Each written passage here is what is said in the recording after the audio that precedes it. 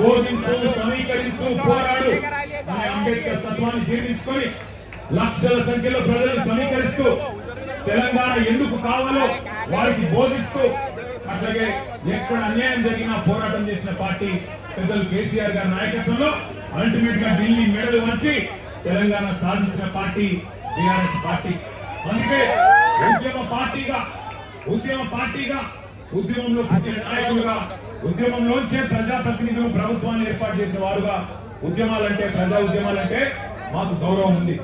అందుకే ఆ ఉద్దేశంతోనే ఇవాళ పిల్లలు చేస్తున్న ఈ పోరాటానికి ఉడతాభక్తిగా కేవలం వాళ్ళకు వెన్నుదన్నుగా మనం నిలబడాలి.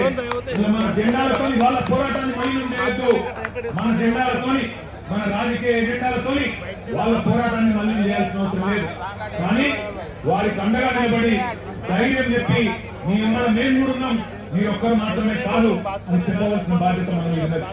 నిజంగా నాకు నిన్న మొన్న ఢిల్లీలో జరిగిన సంఘటనలు చూస్తుంటే కళ్ళల్లో నీళ్లు తిరిగినాయి. మనిషి అనే వాడికి ఎవరికైనా సరే మనసు అంటూ ఉంటే ఢిల్లీలో జరిగిన సంఘటనలు చూసిన తర్వాత మనసు చలించక మానదు. పిల్లల్ని కుళ్ళగొడుస్తున్నారు. ఏమడిగిన పిల్లలు ఏం కోరుకున్నారు?